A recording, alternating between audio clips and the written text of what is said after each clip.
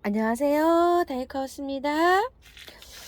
돈키호테 야생화에서 가지고 온 이 글라디올로스 요거 설명 좀 해드리려고요. 이렇게 영상을 다 함께 되었습니다요. 언박싱입니다요. 제가 글라디올로스를 요번에 많이 이렇게 갖고 왔어요. 정말 예쁜 게 많았죠. 한번 잘 보고 요거를 쉽지 하실 때 제가 영상을 올려 드릴 텐데요. 그래도 한번 또 이렇게 영상에서 한번 알아볼게요. 자, 요게 그게 뭐냐면 무스카리예요. 무스카리인데 요 무스카리를 저번에도 좀 질문하신 분이 계세요. 왜냐면 보세요. 제가 무스카리를 노지에 키우다가 여름에 좀 소실이 돼 가지고요. 큰 화분에 있어요 지금. 그런데 화분 위에 가랑잎이 막 이렇게 있어요. 그래가지고 그 가랑잎을 덜쳐보면 막 이 잎이 한 요 정도로 뾰록뾰록 나와 있어요. 그래서 가랑잎을 아직도 안 치워주고 있어요. 왜 그러냐면 중부에요 3월 중순에 마이너스 2도까지 떨어져요. 그래서 그 일기예보를 보고 아직 안 치워주고 있는데요. 밖에 노지에서는 남쪽에서는 이제 막 올라오겠지만 아직 중부에서는 빨라요. 이 부스카리가. 이런 것들은 하우스에서 있다 나와갖고 이렇게 빨리 올라오는 거예요. 제가 요거 하우스에서 뒀더니 저도 이렇게 올라왔어요. 그런데 이제 판매되는 것들은 요거보다 더 개화가 된 것도 있고 또 요렇게 해서 올라오기도 하잖아요. 그래서 무스카리를 댓글에 많이 물어보시는 분들 많아요. 왜 그러냐면 이렇게 이제 빨리 나오니까 막 조급하신가 봐요. 하우스님 무스카리가 없는데 꽃이 필까요? 이렇게 물어보시는데 핍니다요. 4월 초쯤 돼야 펴요. 노지에서. 걱정하지 마시고 기다리세요. 제가 그래서 요거를 요렇게 보여드렸는데도 조바심이 막 나시는가 봅니다. 요렇게 이끼까지 나서 요건 안에 있던 거예요. 그래서 제가 요거 한 포트 가지고 왔는데요. 굵은 식물들을 올해 제가 많이 안 갖고 왔죠. 요런 것들을. 그런데 많이 물어보세요. 이거를 분을 다 털고 해야 되는지 어째야 되는지. 요거는 털지 않고요. 그냥 분만 옮기시면 돼요. 그래서 말미에 요거 분 한번 옮겨 볼게요. 무스카리 키우기는 그렇게 해서 키우시면 되고요. 자, 요거 해거 요거 소개시켜 드렸고요. 요거 하나 가지고 왔어요. 이게 발레리나 앵초 청보라예요. 근데 여기 사장님 댁에는 이게 짱짱해요. 이렇게. 자, 제가 요거 하나 가지고 왔었잖아요. 얘가 분갈이를 했는데 분갈이 할 때 보셨지만 뿌리가 조금 좀 튼실하지 못했잖아요. 여기 좀 잘라냈어요. 너무 분갈이 해놓고 또 환기시킨다고 막 이렇게 했더니 얘가 꼭 죽을 것 같은 거예요. 기분에. 그래서 아휴 요것도 죽을래나 싶어서 요 하나 가지고 왔어요. 근데 요거를 나중에 있죠. 꽃을 다 보고 난 다음에 얘랑 합식해 줄 거예요. 근데 얘를 지금 건드릴 수가 없어요. 뿌리 그때 보셨죠? 막 이렇게 막 너무 불쌍하게 나와 있는 거. 그래서 건드릴 수가 없으니까 얘를 다른 화분으로 옮겨 가지고요. 분갈이를 해서 보다가 꽃을 다 보고 나서 4월 달쯤 저기 해서 꽃이 안 필 때 있죠. 따뜻할 때 그때 다시 쟤랑 합식해 줄 거예요. 그렇게 되면 쟤도 이제 그때 뿌리가 내리거든요. 그럴 때 합식할 때는 뿌리를 다시 터는 게 아니라 그냥 그 뿌리에 흙이 다 이렇게 뭉쳐서 나오잖아요. 그대로 옮겨 주시면 돼요. 그런 식으로 요걸 하면 되고요.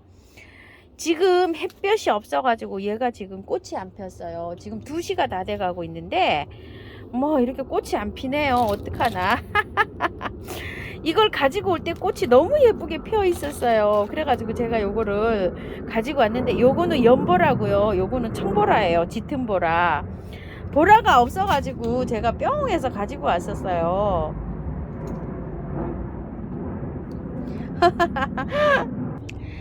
핑크하고 하얀색만 이렇게 지금 피고 있잖아요. 요거 저번에 4개 갖다가 여기 합식한 거요. 엄청 뭐 꽃은 뭐 예쁘게 올라옵니다. 막 수입 껑에다리 몇만 원짜리도 예쁘지만 아유 요것도 진짜 너무 예쁩니다요. 수입 껑들은 약간 좀 크기가 크네요. 자 이렇게 보니까 요거 크기가 많이 크죠. 요런 식으로. 자 또 요거는 한번 볼게요. 꽃이 손에 이렇게 비교해 보면 반 정도 되죠. 이렇게 예쁩니다. 그런데 제가 청보라 겨울에 심은 거 있어요. 촉이 나옵니다요. 이제 나와요. 나와. 그리고 요건 작년에 키우던 거예요. 요거 이제 올라옵니다. 요렇게요. 자, 요렇게 올라오는데요. 그걸 못 참고 너무 예뻐서 이거 들고 왔어요. 요건 좀 가격이 나가는 거예요. 이 8,000원짜리예요. 저거 청보라가 색감이 요 색으로 나올 거라고 했는데 요거는 있잖아요. 연보라인데 너무 이쁜 거예요. 그래서 이렇게 가지고 왔어요. 요거를 분을 옮겨야 될지 어쩔지 고민이에요. 왜 고민이냐면 저거 있죠? 한 군데로 다 이렇게 한 포트로 다 몰아야 되거든요. 꽃 피고 나서. 그래서 요거는 그때 하려고 지금 당장 분갈이는 안 할게요. 왜 그러냐면 분갈이 한 영상이 좀 있어요. 노루기 분갈이 하시면 일주일 전에 거 있거든요. 그 영상 조금 좀 참고해 주세요. 요거요. 저 꽃 다 보고 저거랑 다 한 화분으로 이렇게 몰아서 심의할 거예요. 그때 몰아 심기 할 때 요 영상을 좀 올려드릴게요. 오늘 제일 중요한 건 요거예요. 자, 요건데 그거 하기 전에 또 요것도 말씀드려 볼까요? 백합을 굉장히 특이한 게 있어가지고 제가 요걸 세 알을 골라왔어요. 그냥 하나씩 고기 있는 거 향백합이라고 해요.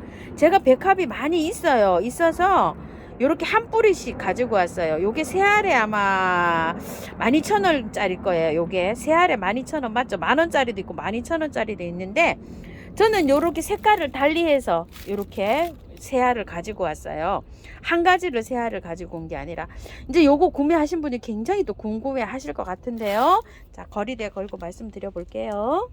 자, 백합을 이렇게 받으셨죠. 받으시면 밑에 뿌리가 이렇게 있어요. 근데 이 뿌리를 그대로 심으셔도 되고요. 이걸 자르고 심으셔도 돼요. 그런데 이렇게 새 뿌리가 나온 거를 받아보신 분들 계실 거예요. 이렇게 새 뿌리. 자, 근데 이런 거는 이렇게 잘라 주셔도 돼요. 이렇게 이런 거는 벌써 하면 이렇게 말랐잖아요. 마른 뿌리 이런 거는 조금 이렇게 제거하시고 심으셔도 되는데요. 남부에서는요, 땅이 파보시고 땅이 파지잖아요. 풀려가지고 그러면 이거 심으셔도 돼요. 근데 중부에서는 지금 아직 강원도나 이런 데는 땅이 지금 아직 안 파질 거예요. 저도 지금 오늘 나가서 땅을 파봤는데 위에는 살짝 요렇게 녹은 듯한데 밑에가 요만큼 파지니까 땅이 아직 안 파져요. 중부요. 그리고 3월 14일쯤 또 땅이 추워진다고 하는데요. 만약에 중부에서도 땅이 파진다고 하면 심어도 돼요. 근데 땅이 아마 안 파질 거예요. 그러면 땅이 파질 때까지 얘를 보관을 하고 있어야 되잖아요. 이게 상토, 용토 안 쓴 거 있죠. 안 쓴 거에다가 요렇게 해서 흙을 파묻어 놓으세요. 얼지 않게.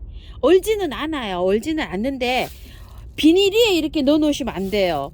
통풍이 안 되게 비닐, 신문지 이런 데 꼭꼭 싸매 놓으면 안 돼요. 얘는. 왜냐면은 그렇게 되면 곰팡이가 이런 데 균이 할 수가 있고, 통풍이 안 되면 얘가 썩을 수가 있어요. 그래서 물 주지 마시고 요렇게 빈 포트 같은 거 있잖아요. 거기에다가 바짝 말라 있잖아요. 용토나 상토가 보슬보슬 하잖아요. 거기에다 파묻어 놓으세요. 요렇게 파묻어 놨다가 땅이 풀렸다 그러면은 캐시고 묻어 주시는데요.